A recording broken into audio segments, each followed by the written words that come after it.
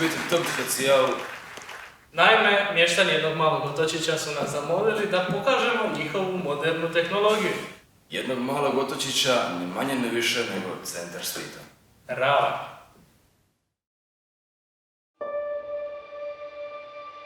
Četrnaest palmi na otoku sreće.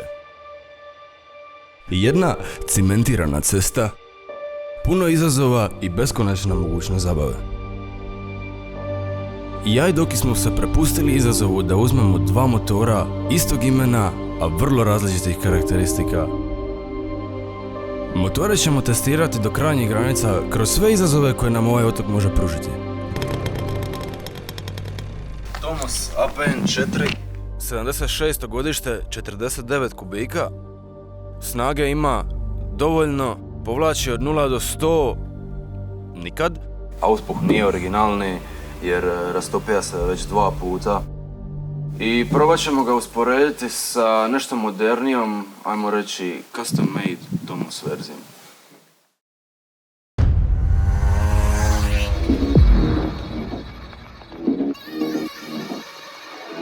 Od svih ovih strojeva, moj je najnoviji. Ovo je Tomos, custom made. Godina proizvodnje je nepoznata. Zato što, naime, kostur je od jednog motora, rezervar od drugog, sic od trećeg, volan od prvog, drugog ili trećeg.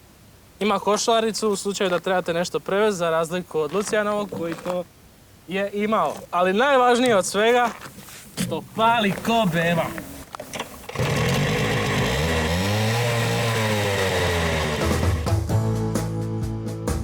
Nakon pustih prepirki i svađi čiji je motor bolji, odlučili smo ih testirati u kratkoj utrci.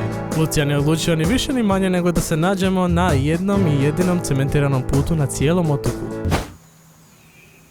Di je staza? Evo ti staza.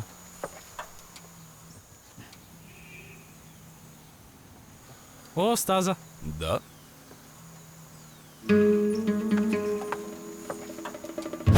S obzirom da se nismo mogli dogovoriti kako ćemo započeti utrku, naša kamermanska ekipa je našla jednog tipičnog mještanina. 1, 2, 3.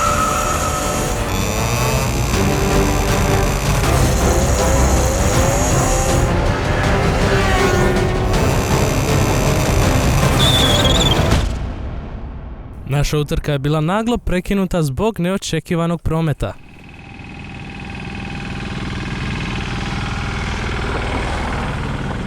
Vidjevši da nećemo ovako moći odrediti koji je motor brži i bolji, odlučili smo napraviti jednu brdsku utrku. U međuvremenu.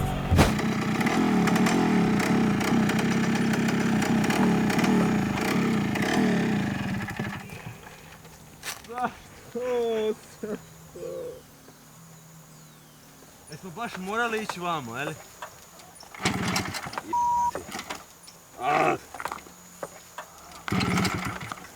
Ti.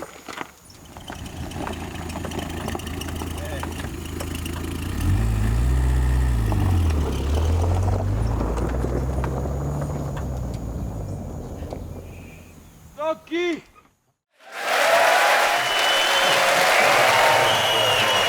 Naime, nakon ovog kratkog priloga o motociklima, krenuli smo da vidimo što nam to može od tog pružiti na 4 kotača. Prvo ćemo ni više ni manje nego pogledati jedan dobar stari Opel. Više detalja će nam reći Ivan Šatalić.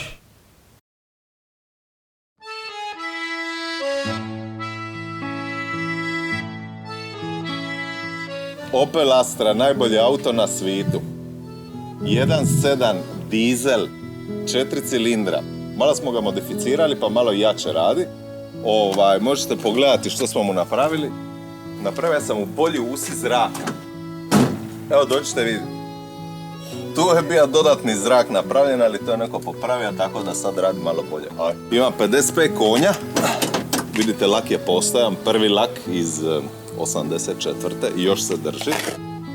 Brisač smo skinuli jedan, imamo samo još jedan i uvijek stoji gori, jer tako bolje briše, manje struje troši. Ovo nije rupa, ovo je naljepnica. To je ukras. Što se tiče porta paka, ovdje vam stane sve. i gajba s pilićima i 2 metra drva, kosilica i pila. Sve stane. Ovo su nove rupe za zvučnike. Stare smo izvadili jer bili su preslabi. A sad ćemo ga upaliti.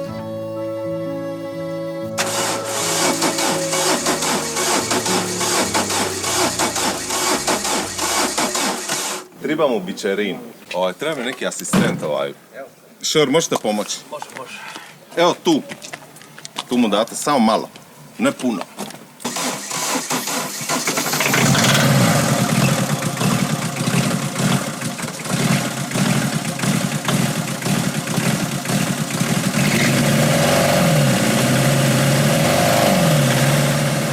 Šor, možete mu spustiti haubu? Moram gas držat.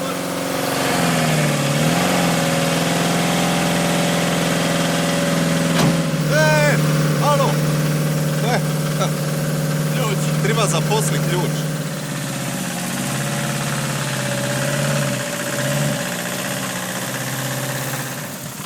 Vidite vi kako to radi? Odličan auto. Hoćete džir sa mnom? Ajde dođite pa ćemo malo pročakulati u autu i idemo vidjeti kako radi. I krećemo. Sad idemo uz brdo. Vidite kako to lijepo radi. Divno. Inače ova uzbrdica je 35%. Ne može svaki auto ovako ići uzbrdo. U svakom slučaju pod opterećenjem. Sad smo još uvijek u prvoj. Ali super voz. Ne znam da li se vidi ovaj dim ozada, ali to nije dim od mog auta. S ovim autom je pravi užitak, lijepo se vozite kroz prirodu, obavljate poslove, možete ići na masline, ja mislim da imam dima malo u autu, malo puno, malo ćemo otvoriti prozor, ali on vozi dalje, vidite, možete uliti dizel, možete uliti malo benzina, pa dodate malo više ulja. U svakom slučaju auto vozi super. I to je bilo pod velikim opterećenjem, vidite, izdržali smo sve.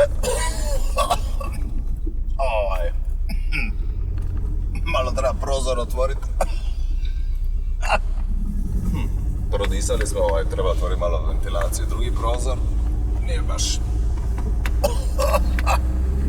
ugodno. Ali ko nov. Aj dobro zvuči, nije loš. Tako da eto, nadam se da vidite i ovo okolo. Ovaj zrak.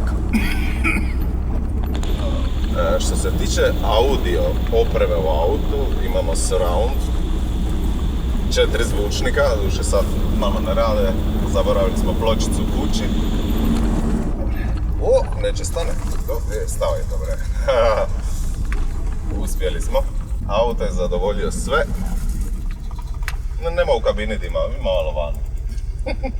Dobro je. Eto ga. I to je bio Opel Astra.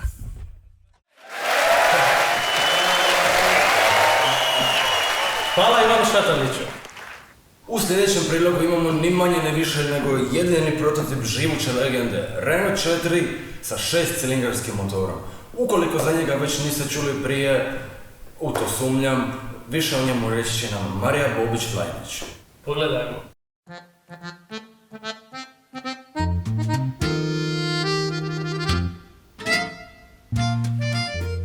Renault 4, moj auto, prvi i posljednji. 5 godina je stariji od mene, tako da ako sam ja 82. godište, možete izračunati koje godište je. Jako sam vezana uz njega i mogu reći da mi je to brat kojeg nikad nisam imala. Proizveden je u Beču, kao što vidite. Znači, ima električnu podizaču stakala. Ovdje se nalazi usis zraka, s druge strane je auspuh, kao što možete vidjeti. Ovdje se lijeva gorivo. Potrošnja je samo 3 litre na 100 km. Imamo iza veliki potapak. Najčešće s njim idemo tako u maslinik, na ribe, po potrebi gdje god treba. Znači, sad možemo napraviti jednu ugodnu vožnju s ovim automobilom, tamo u onom smjeru do naše rive. Renault 4 također ima i radio.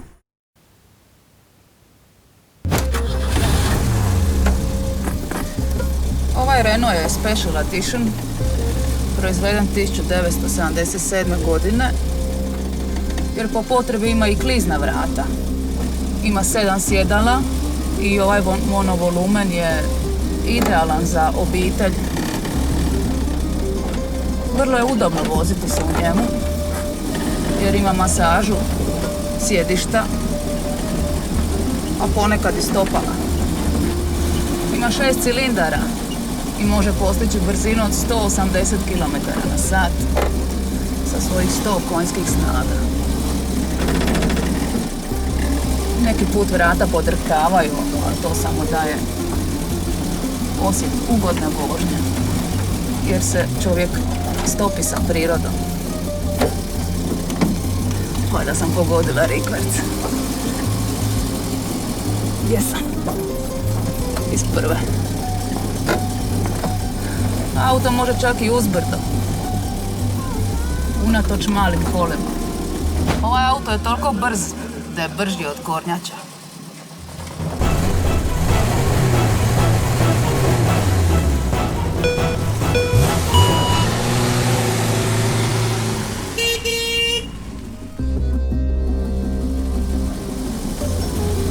Nikad nisam požalila što sam kupila ovaj auto.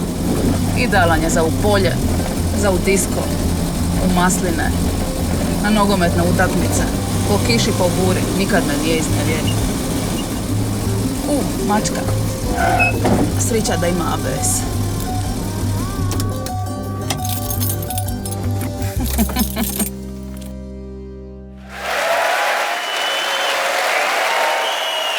Vrijeme da se vratimo našem moto prilogu. 2 APN-a na otočiću.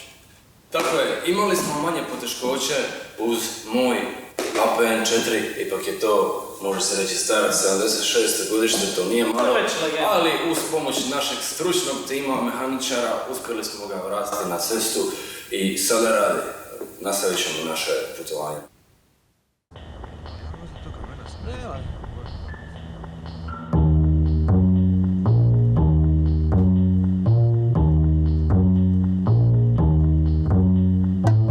Ajmo probat. Ja sam odlučio da krenem prvi. Au,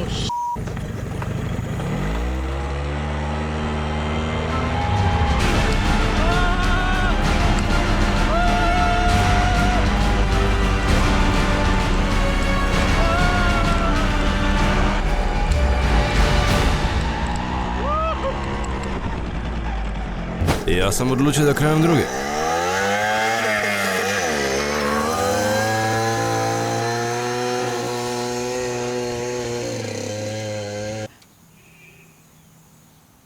mislim, bilo bi baš šteta da propusti ovaj predivan zalazak sunca, jel' tako?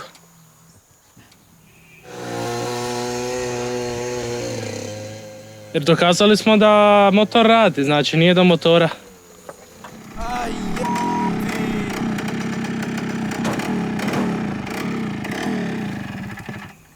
Koji predivan pogled.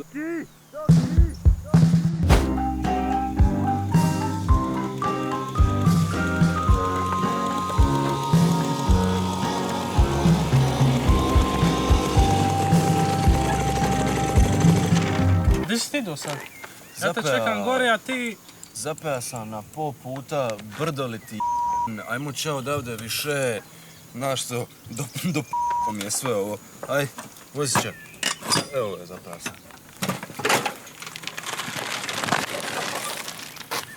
Na to veliko razočaranje, nazad u studio.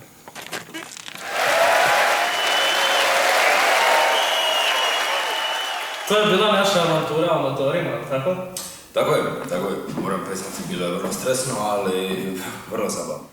Vraćamo se na 4 kotača, prošli smo francuski Renault, njemački Opel, A sada idemo malo istočnije da se posvetimo jednom starom japanskom automobilu Mazda.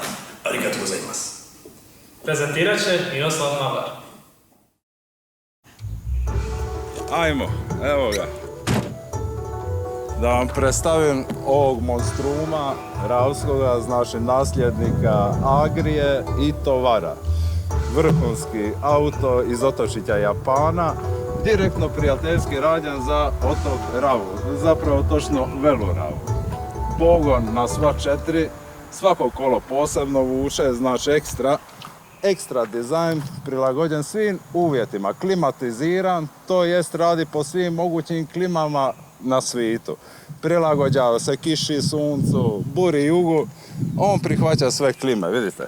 Stabilan, ekstra stabilan, kako neće biti stabilan, govori. Pobjednica relija 1991. godine. 2011. godine, 1011. godine dizajnirane posebno za Mars ako treba, Mjesec, Pluton, sve. Japanac, kao što se vidi, znači ovo su pametne japanske dosjetke, znači držač TX 2020. Gledajte ga, znači sa svih strana jednak, drži razna vrata, upotrebljuje, čak pomaže za žene i ostale stvari koje vas mogu snaći onako u raznim nevoljama. Eto ga, da vidimo. Dijelovi za sve moguće nedaće u životu, čak i tegla posebno dizajnirana s malo hrane radi recimo zombe apokalipse, svih nevolja koje prate današnju civilizaciju. To je jako zahtjevan izazov. Zato proizvedena Mazda 323F 1.5 biturbo. Druga turbina se pali glasovno, tako molimo, nećemo reći riječi koje se izgovaraju za paljenje druge turbine. Moglo bi digne se na 2 kola i bože sačuvaj. Ajmo vidjeti dalje. Ništa je ručno, sve glasovno i na osjećaj telepatija. Ima raznih tih dosjetki. Sad vidite botun za klimatizaciju, vidite ga tu. Vidite ga. Nećemo jako dirati, može se dirati, ali opet glasovne naredbe prima, to je to. Vidite ovaj pojas, on sad ima tu zakačku i tu, automatski vas vezuje, to ne možete izbjegnuti. On je nevidljiv, naravno to je Japanac, posebni dizajn. Dostojan i freze i Tovara. Sad ćemo ući u auto i pokazat ćemo još neke specifikacije tog turbo japanskog monstruma. Evo ga, tu su i automatski podizači stakala, znači prima direktne glasovne naredbe. Ajmo desna ruka, vidite, liva ruka, gledajte ovo, opa. I ajmo, motaj, dosta. Motaj, sad doli.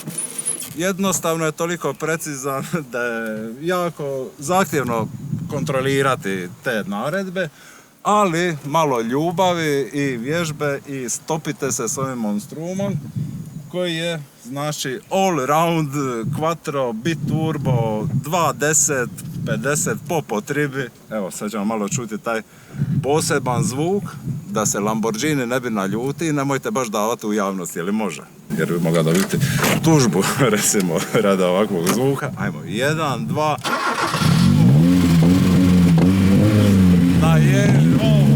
Ovo je nešto. To je ljubav koju on pruža. Samo treba s njim znati pričati lagano i on vam daje sve. Nakon 55 godina službe na ovom otoku, on i dalje prima sve naredbe. Imat ćete tu čast da se provozamo u ovom krasnom autičku. Izvolite sjesti, idemo. Evo ga, sad ćemo se provozati lagano u mojoj bebici ili ti ga Mazdi, Japancu sa 2500 kubičnih centimetara. Jako poletan, jako okretan, agilan.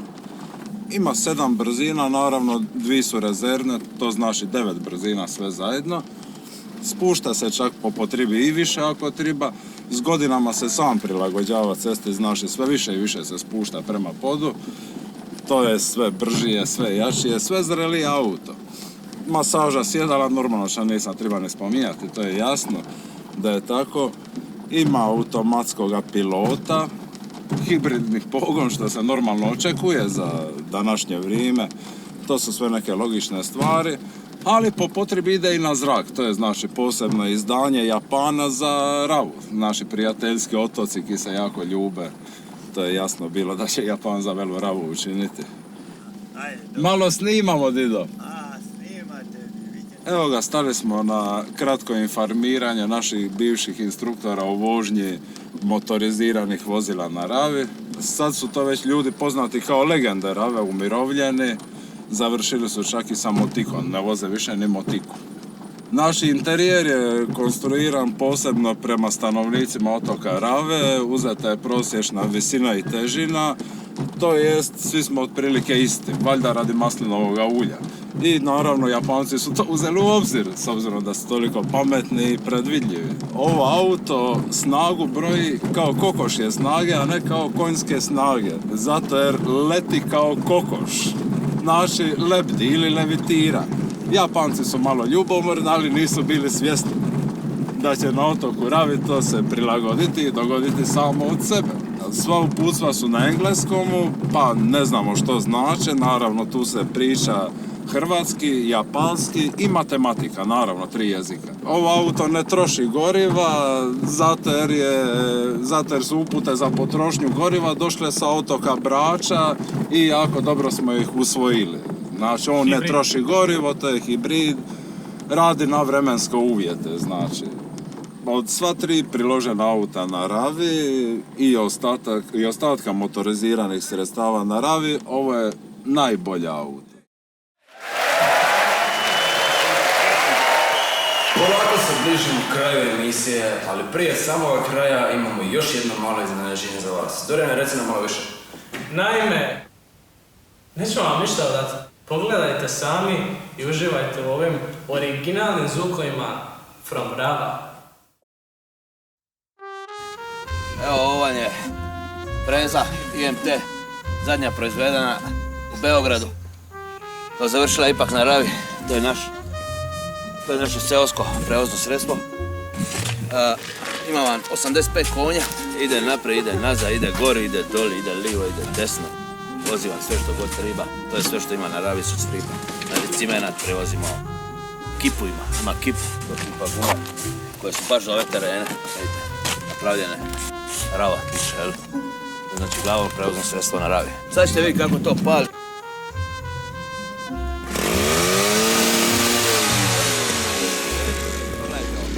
To je visokoturažna mašina. Pogledajte, sve. Sad ćete vidjeti kako to ide.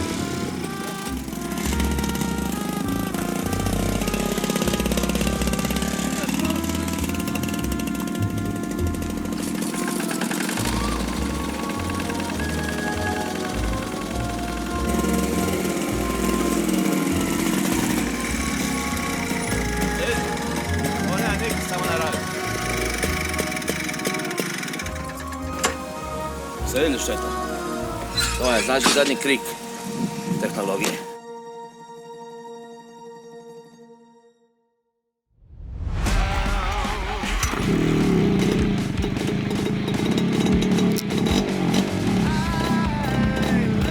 Nećete nam isto ubaciti. Ja previše razmišljam o sigurnosti, meni ovo ništa nije Vidi, ti moraš... Da, ja ću pokamanjiti. Stari moj, Joso, molim te izvuci me iz te masline kad uleti.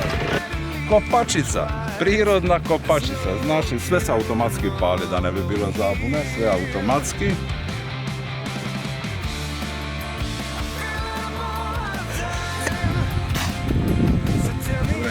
Ali ne ući toliko loše koriš. Samo je ono na prvu ti dođe jer je benzin. Da! Zapeja na pol puta. Čekaj, smija sam se.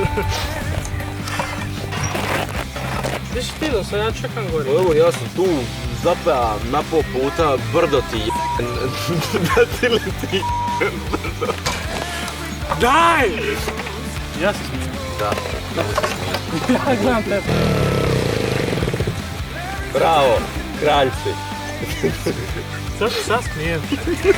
A baš sam dobro bio, baš sam bio u moodu. Ovo je 4. pokušaj. 3 pokušaja nije snimljen. Ja ne vidim na aparatu jer ja ne vidim Ne, dobro. Samo ti ponavljaj kako. Pa ajde, smakli se ča.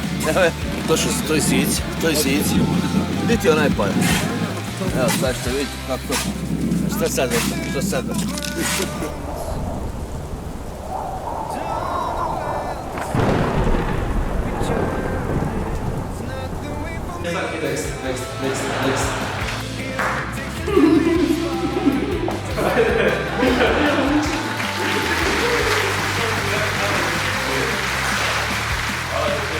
Pa idemo malo istočnjačkije.